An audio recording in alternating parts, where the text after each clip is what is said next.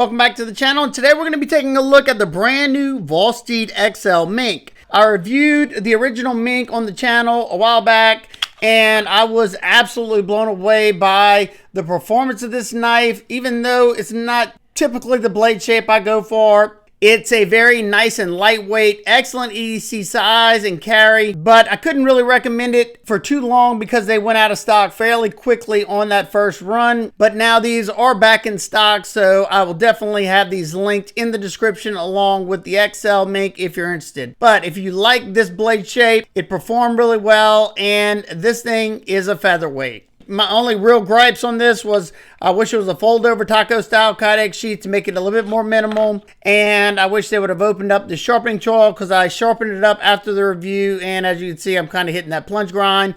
But I don't mind it all that much on my fixed blades because I can open it up really easy with a diamond file or a Dremel, and that way I can control how big this gap is so I don't get hung up whenever I'm cutting stuff. So we have the same type of kydex sheath with the XL Mink. And whenever I heard about this one coming, I was kind of bummed that it was an XL, but I absolutely love the blade shape. And when I got this knife, all those worries I had about it being an XL completely went out the window, and I'll tell you why later on. But they stuck with a 2-port kydex, and this one has the adjustable retention screw right here. So if you go closer this way, it's going to make it a lot tighter in there. Probably be almost impossible to get out, being that this is a new sheath. But where it's at right now, in my opinion, that's perfect. I can get it out. Nice positive click, no rattle. If it does start to rattle, you just go up a little bit more. Now, I've had 50-50 luck with these type of sheaths. I would still rather a fold-over taco sheath. That would have been perfect for this one, keeping this one very minimal. But you have tons of lashing points if you want to put this on a backpack, or like me, drop it in the pocket. I put one of these clips that I bought a bunch of these off of Amazon just to try it out. And so far I've been enjoying it, but I had to put it on the top right there because of this retention screw. I could use this screw as one of these screws if I want to, and I may do that later on down the road. But as it sits, I'm good with it the way it is. It does come with a belt clip attachment. I don't have it right here by me, but I think when I did my first impressions video, I showed that in that video. Now I have the black wash version, but you can also get it in a non-coated stone wash version. The black wash comes with this blue fragged micarta. The stone washed non-coated version comes with black fragged micarta scales. Even though it's called an XL, it's an XL compared to its little brother. Here's a size reference, butt to butt with its little brother. So you're getting way more cutting edge with the XL, about the same size handle, except this one is a little bit wider. It's not super large or anything, coming in at 8.02 inches long, and has a 3.99 inch sheep's foot blade of Nitro V stainless steel. And if it performs anything like the original Mink, it's going to do very well. They have 2 sets of functional jimping, so whenever I'm back here, grips the thumb perfectly. And then whenever you're doing these push cuts into something or saw in motion cuts, you have a section of jimping that grabs a hold of the finger nicely. I love whenever they put this second set. You know, I wouldn't have mind if they would have put jimping all along the spine. So if I want to get even closer, I got some grip there too. But I'm glad they at least gave us 2 sections of jimping there. You got a nice top swedge for some flare up here. I was worried that that would make this too thin, but it's perfectly fine for my hands. The first thing I noticed with this knife, right whenever I got it out of the box, is that it is very, very lightweight. I'm guessing this is skeletonized underneath these scales. And you have fairly thin blade stock coming in at 0.118 inches thick. And you have this high flat grind that comes down nice and thin to around 16 thousandths behind the edge, and it has a 20 degrees per side edge bevel on it. I do wish they would have gave us more sharpening choil, because after I finished the testing, I did sharpen this one up, and that's probably the only sharpening I can get. You can see it's starting to flare, but like I said on the original Mink, I don't mind that at all with my fixed blades. That way I can control how big this gap is so I don't get hung up on everything whenever I'm cutting things. So this should be a fairly versatile sheep's foot blade. You have a very gradual belly to that tip, so you're definitely going to be able to do tip work very, very well. Some very fine, precise cuts. If you need to trace something out, you should be able to do it very easily with this one. And being that you do have that belly, you should be able to get majority of that edge, if not the whole thing, onto a flat cutting surface, because right now I am, because that edge sits below the handle. So in this pinch grip, you can get the entire edge, and then doing these downward cuts like this with, say, sisal rope, it should be a-okay on a flat cutting surface depending on the edge it has. Well, enough talk, let's see how it cuts.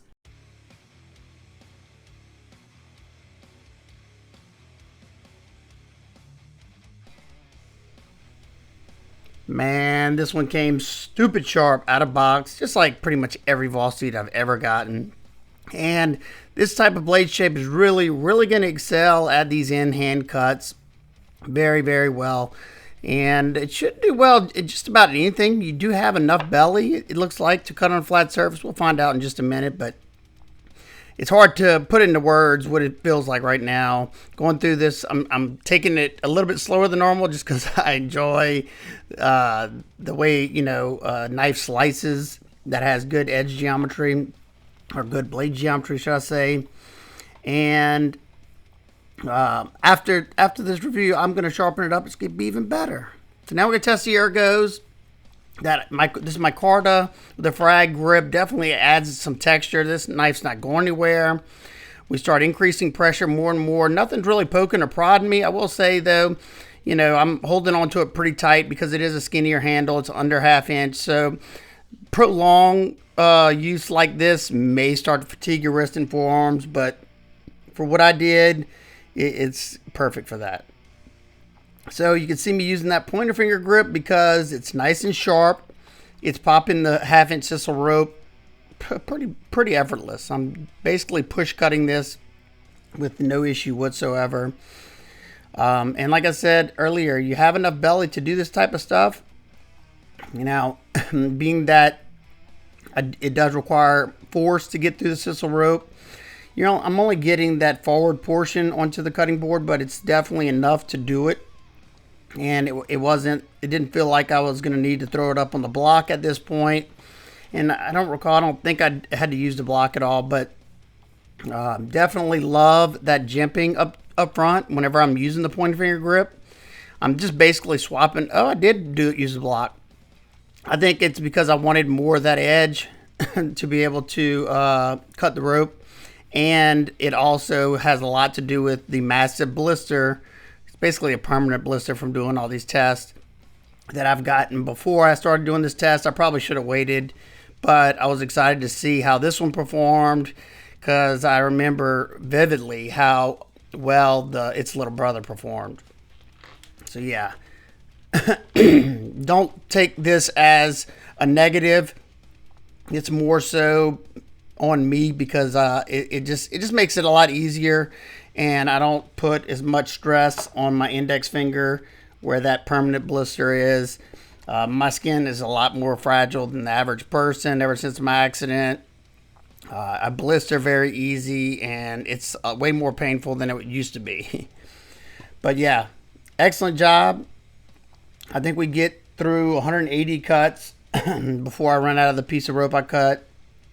And yeah, it could have definitely went further, but I'm not testing for edge retention, so I've definitely made a point to myself to only use the piece that I cut. And just because the sisal rope is not only expensive, but it's harder for me to find. I try to always get it from the same exact place because all sisal rope is definitely not made the same. I've tried many different types of sisal rope. Some of it comes with like this glue in it, and it just wrecks an edge right away. So I don't think that's fair to do something like that and then, me thinking that the edge is garbage. But it's going to shine at the drag cuts. As you see, I did some extras, 4 of them to be exact, because it was going through it like a hot knife through butter. And once again, that pointer finger grip, I'm using that jimping. I got a lot of control. I can get a lot of pressure down into the material. And just as I expected, this thing is just, yeah, it's performing. It's performing really well. I didn't expect anything less, but you never know. That's why I do these, just to make sure there's no hot spots, make sure it's slicing well, and make sure that edge doesn't just fall apart on me. And none of that stuff happened. Excellent job. All right, this one performed really, really well. I had a lot of fun using this one. Now let's talk about the ergos. You know, for as skinny as the scales are, I think they're like 0.47. It was very, very comfortable. Now, you know, if you were going to be doing a lot of cutting for a long period of time, you may start to fatigue your wrists and forearms because of the thinness. But I will say this texture on the frag scales definitely provides a good bit of grip, and it was comfortable. I had no sharp spots poking me anywhere. You have a fairly neutral handle. You got nice chamfers going all the way around. No sharp spots where I don't want them to be. Bolt-on scales, so if you need to remove these for any reason, you could. And you do have a lanyard hole, just in case you need to tie a lanyard there just to give you some extra grip. Or if you wanted to use it as, you know, do some snap cuts, you could definitely do that. But like I said earlier, this one is a fairly lightweight fixed blade. Now here's the weight, but you got to remember that I have this metal clip on here, so it's going to add a little bit extra. But it's coming in at 160.1 grams or 5.64 ounces. And I got to say, it carries really well in the pocket. Kind of like the Vero Axon fixed blade. That's what it reminds me of a little bit as far as the carry goes, except this one is a good bit lighter. All right, here's what it looks like in the pocket. It doesn't ride excellent in these shorts for sure. It's a little bit better in my outdoor pants, but as you can see with this clip, it does stick out a good bit. I do wish they could have went higher up onto the sheath. That always makes it sit deeper. And then having to put it up here on the top, it's kind of canceled off to the side. I can cover it with my shirt if I want. And personally, if I'm going to carry this on my belt, I'll probably put the small tech lock on it or something if I want to carry it, horizontal carry. But like I said, in my pants, it carries well, especially for an 8-inch knife in the pocket. This clip right here, I think it's like $10 or something like that on Amazon. I'll link it in the description if I remember. If not, one of y'all say something. And I might also try to put this clip down here. I could go up higher if that's the case, because right now where this clip's at, you got this much sticking out, and I had to do that because the hole pattern on this clip only fits on these two bottom ones. I couldn't come up here, but here I could, and then I could use the bottom screw as the retention spot. I don't know, might give that a shot. What do y'all think? I still may try to carry this scout carry. Maybe a little long for me. I don't like when they're sticking out, but y'all let me know what y'all think. It definitely carries well for being a large knife because it's very lightweight, but I think a fold-over taco sheath would have made it 10 times better. Now for some quick size comparisons, we have the White River Knives Ursus Cub, and we have the Bradford Guardian 3.5. The Cub's a little bit shorter, and the 3.5's a good bit shorter. Next up, we have the Civivi Elementum fixed blade, which is a little bit longer, and we have the Artisan Cutlery Sea Snake, which is a good bit shorter. And both the Spyderco Mule Team and the Ontario Rat 3 are just a hair shorter. And lastly, here it is next to the Ontario Rat 1 and 2.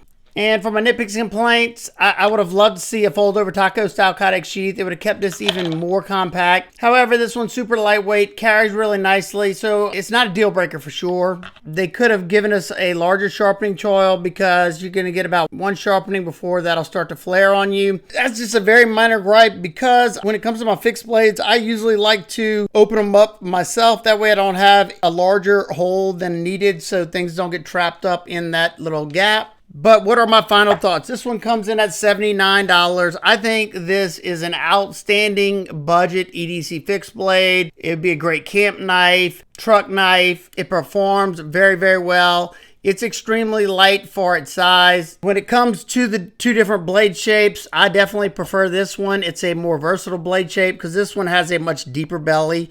So the tendency to slide out of something when you're doing in-hand long cuts is definitely a possibility there. I would love to see this package done like this as well, and I would love to see both of these incorporated with a fold-over one-piece taco style Kydex sheath. That would be fantastic. That would really set these over the top for me.